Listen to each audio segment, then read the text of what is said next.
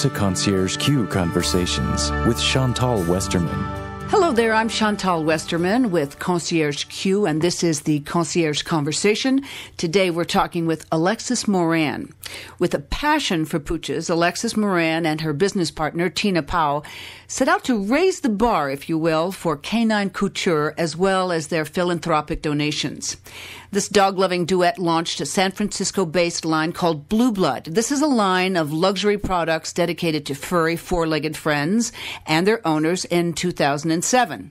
With collars and leashes and beds and wonderful totes that I love, BLUEBLOOD designs functional fashion with just fabulous style. You've probably seen them featured in magazines like Elle, Home, Lucky, Pet Sugar, and Modern Dog, one of my all-time favorites. BLUEBLOOD is also available at retailers all across the nation and in 9 countries abroad, if you can imagine, including the illustrious Harrods, and will be debuting just across the San Francisco Bay in Sausalito, California, at the Cavallo Point Lodge. Now, when you go there, and it's just such a great lodge to visit, you'll find the BLUEBLOOD line not just in the gift shop, but in all of their really dog-friendly homes. Dog-friendly rooms, I should say. For me, it's like a home when you go there. I want to tell our listeners also that you can find more information about Alexis and her San Francisco travel tips if you go to ConciergeQ.com, or please go to her website, BlueBloodLiving.com. And with that, I say, welcome, Alexis. Hi. Hi, Chantal. How are you? I'm very, very well. I'm so interested always in how something begins. So I see you sitting in a little cafe somewhere in San Francisco saying to Tina, or maybe I see you in a dog park, that's more like it, saying, exactly. What about this? Is that how it started? Well, exactly how it went. Tina lived in Russian Hill, and I used to live in Pacific Heights, and there's a beautiful dog park there called Alta Plaza Park overlooking the bay, and we met each other in the park walking our new puppies, and we got along immediately. So we would talk about our businesses and our dogs and what we were working on, and Tina knew I was a designer. I'd been a graphic designer, had my own freelance business for a while, and Tina, who had been in finance for several years, had just gotten out of the business, and she was very entrepreneurial and was, telling me she wanted to start her own business. And one day someone showed up at the park with some dog accessories, and she turned to me and said, "Have you ever thought of designing for dogs?" And I said, "Yes, actually I have." And that was the beginning of BLUEBLOOD. We came up with a concept. We said, there's such a market for this, but both of us said we don't ever find quite what we're looking for. There's a lot of cute things out there, but we wanted to design something a little more design conscious, a little more sophisticated for the urban dog lover. So we put our heads together and our passion for dogs and design, and came up with the concept for BLUEBLOOD. I got to say that I love stories like that because it really gives proof and gives a lot of gravitas to the idea that you can dream a dream and make it come true. I mean, you're two girls standing in a dog park. Yep, that's exactly how it happened. And it's been a great ride. We've really had a lot of fun with it, and so much support and so much enthusiasm. And I love what I do. So 9 countries abroad. That's very impressive to me. Very, very impressive. You must be a phenomenal traveler, because I bet you in person, seeing you, knowing you, you can really sell BLUEBLOOD. Well, thank you for that compliment. I grew up traveling since I was a little girl, so travel is a huge part of my life and a part of my design influence, I'd say, more than anything else. And when we started BLUEBLOOD, we really weren't necessarily thinking internationally. I mean, I think a couple countries would have immediately popped in my head. I'd say France would be the first one. As a little girl, I mean, French people adore dogs, and funny enough, we don't have a retailer in France as of yet, but there are countries all over the world that are so in love with their pets just as much as we are that we could not have even imagined. And just were coming to us, finding us online, finding us in other stores, and it was really exciting. We just absolutely love the fact that we have an international presence. Tell me a little bit more about the Cavallo Point Lodge, because I know a lot of people love to travel there, about their rooms, about what you have in there. Cavallo Point's a really special hotel. It's part of the San Francisco Presidio, so it's a very historic spot, and it's got the most gorgeous drop-dead views of the city and the Golden Gate Bridge, and it is also dog-friendly, so I love the hotel. I've gotten the chance to stay there and dine, and they have a Michelin star restaurant, so it's a fabulous spot to go, whether you're from out of town or you live in the city. It's a great spot. And knowing they were dog friendly, I wanted absolutely to get our line into not only into their shop, but I wanted to present to them the idea of having our dog beds in their rooms, which is a project we've been working on for a couple of years, and we've gotten great interest in that with luxury hotels around the world. So they're going to be our first hotel. We're working with them, and it was really exciting to present them the idea. They loved it, and they're launching their Eco Luxe Pup package this month. Well, that makes me, just as an avid traveler myself, want to go and stay there because, as I said earlier, you have a dog bed in the room and it's like a home. And my dogs would love it. I wonder if they have a limit on dogs. I have 3 dogs. That's a good question. I don't think that they do. I'm not sure, but that's a very good question. I don't have the impression they do have a limit. I think there's a cleaning fee, and that's about it. Oh, then that's not a bad idea. My dogs are well-behaved dogs. What is your very favorite place to travel with your dog, who, by the way, I adore?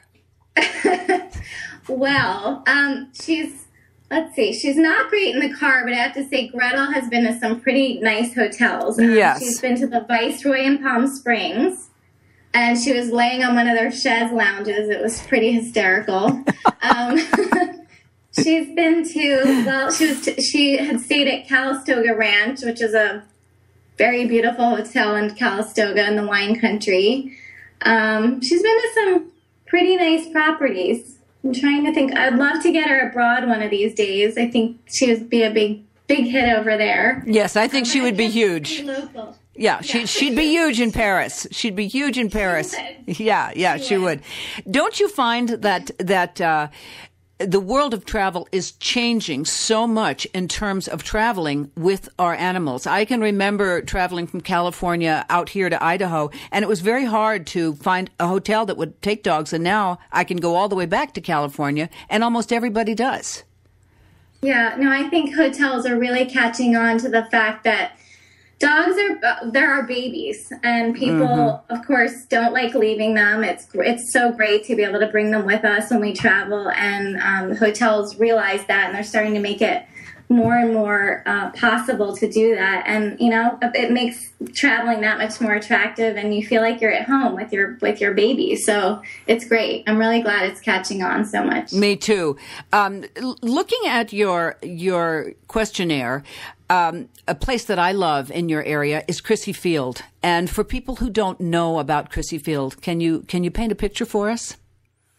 Of course. I actually am lucky enough. I live about a block away. Chrissy Field is the area right next to the Golden Gate Bridge. So it's a beautiful beach, and there's a lot of grassy areas. And it's completely dog friendly as well. And here in San Francisco, they don't have strict leash laws. Unfortunately, right now, there's a little bit of debate about that, so I hope it stays that way. But as of now, it's just a place where families can go with their children, with their pets. It's beautiful scenery. It's just a really great spot, and you can just let your dogs play on the beach. I absolutely love it. It's really one of my favorite spots in the whole city. Yeah, me too. One of the questions on the concierge questionnaire is, what is your favorite indoor activity? And you said spinning. I love spinning. It's just one of the best things you can do. I always say that you can never be spinning and depressed. So talk a little bit about spinning and where you go and who your teacher is.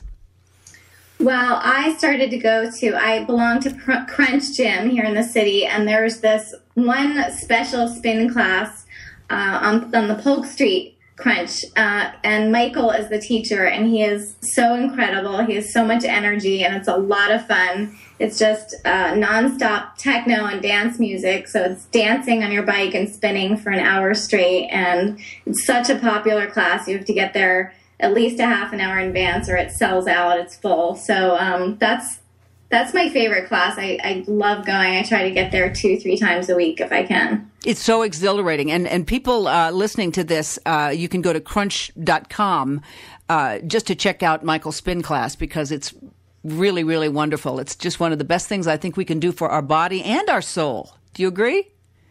Absolutely. It gets me going for my day. It gives me the energy I need. Oh, you're a good girl. You go to the early morning spin. I do. I used to never exercise in the morning, and I really like it now. I love getting it out of the way. It gives me energy for my day. So it sure does. Yeah, I'm a morning person now. Well, speaking of great music, one of the questions on the queue is what song or type of music best reflects your city? You remember what you said? You talked about the Fillmore.